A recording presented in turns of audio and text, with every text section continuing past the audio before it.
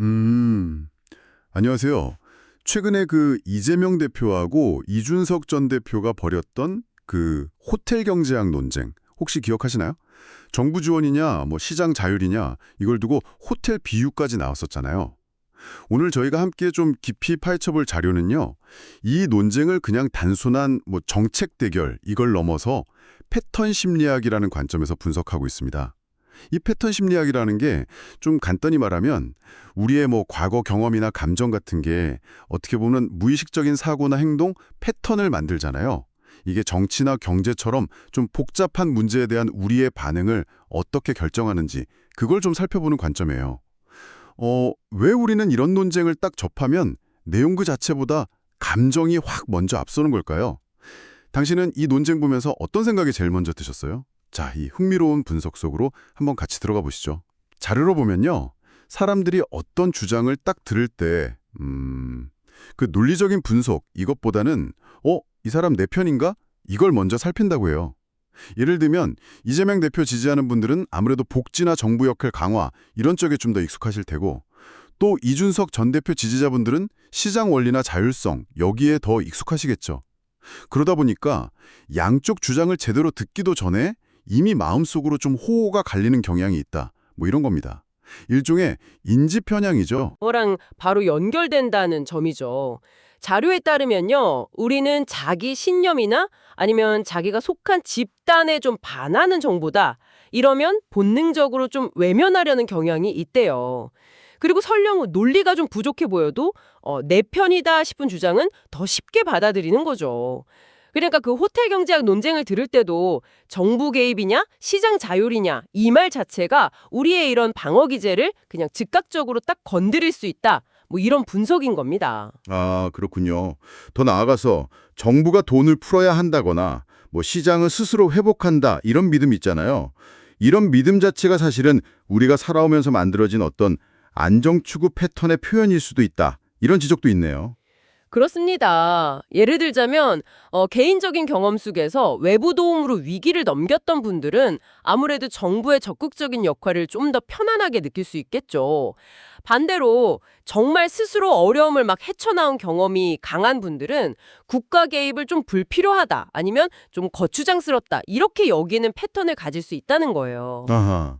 결국에는 어떤 경제관에 끌리는지가 순수한 논리 이것보다는 개인의 삶 그리고 감정 그러니까 어떤 상태라 나한테 더 안정감을 주지 이거랑 아주 깊게 연결돼 있다는 해석인 거죠. 네.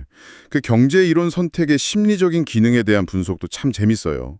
뭐 케인즈주의처럼 정부 개입을 강조하는 이론이 좀 불확실한 시대에는 심리적인 안정감을 줄 수 있다. 이런 부분요. 네, 그렇죠. 반대로 또 토마주의처럼 시장 자유를 강조하는 입장은 개인의 어떤 통제 욕구랄까 아니면 자율성을 좀 중시하는 사람들한테는 논리 그 이상으로 어떤 심리적인 해방감 같은 걸 줄 수도 있다는 분석이에요. 어떤 이론이 더 논리적이냐 이걸 떠나서 나에게 이게 더 안심된다 하는 느낌을 주는 쪽에 좀 무의식적으로 끌릴 수 있다는 거죠. 여기서도 심리가 이성보다 먼저 작동할 수 있다. 이걸 좀 엿볼 수 있네요. 우리는 토론을 보면서 나는 객관적이야 이렇게 생각하지만 사실은 내 안의 그 패턴, 그러니까 나한테 익숙한 결론에 맞춰서 정보를 막 걸어듣고 있을 가능성이 높다. 이 점을 자료가 지적하고 있어요. 이게 좀 위험할 수 있는 이유가요. 일단 한쪽 입장에 딱 몰입하게 되면 내가 틀릴 수도 있겠는데 이 생각 자체를 하기가 어려워진다는 거예요. 상대방 주장에 좀 일리가 있어 보여도 애써 외면하거나 아니면 그 약점만 막 부각하려는 그런 확증 편향이나 방어 기제가 작동하기 쉬운 거죠. 음.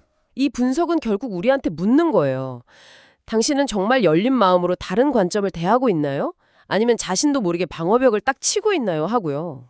그래서 이 자료가 궁극적으로 말하는 통찰은 뭐 누가 절대적으로 옳으냐 이게 아니라는 거죠. 오히려 극단적인 주장은 현실과 좀 동떨어지기 쉽다. 그리고 유연함이야말로 더 나은 해법을 찾는 열쇠다. 이 점을 강조하는 것 같아요. 맞습니다. 경제라는 게 꼭 살아있는 생물 같잖아요. 어떨 때는 정부 지출이 필요하고 또 어떨 때는 시장 자율이 더 효과적일 수 있거든요. 중요한 건 어떤 고정된 틀이 아니라 계속 변화하는 상황을 읽는 눈이죠. 패턴 심리학의 핵심도 사실 여기에 있다고 봅니다.